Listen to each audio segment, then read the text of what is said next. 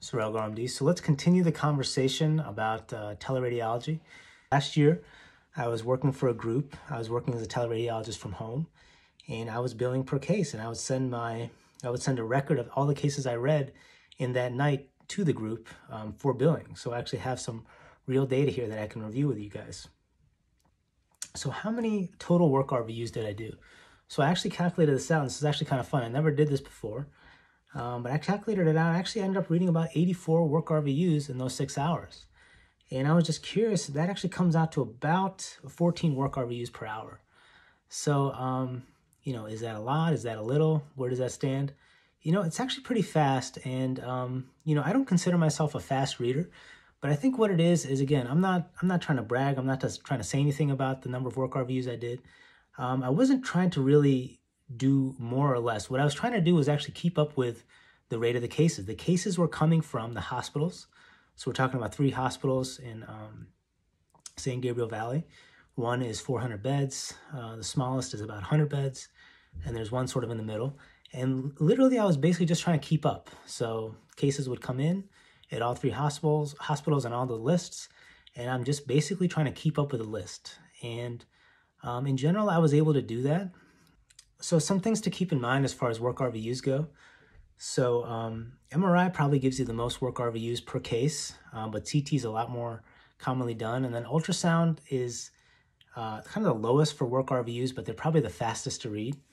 So that's just kind of how it goes.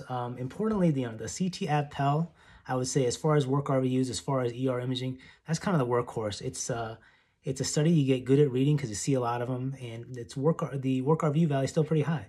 With contrast enhancement, it's 1.82. If it's a non-con, say a patient that comes into the ER doctors don't want to get labs. They don't want to wait for the labs. They want to just get some scan, get the patient scan, get some quick information. You do a CT ab-pel without contrast. That's still about 1.74. That's 1.74 work RVU. So pretty good work RVU value. If the patient has a mild trauma, they're probably going to get a head CT. That's a 0.85 work RVUs. So again, if you're reading a lot of non-contrast heads, a lot of CT ab-pels, you're going to quickly rack up a lot of work RVUs.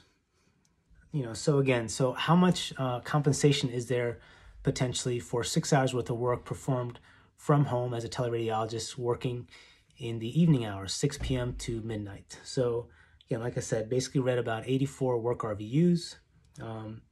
I gave you some rough numbers for per work RVU compensation. Again, take your general 40 to 60, which is what you'd get in private practice if you were billing for yourself, and then kind of multiply it by a rate that a corporation may offer you. I actually found out that the amount that I billed at that time, again, I didn't know anything really about per work RVU compensation at the time. I had a rough idea, but not a clear idea.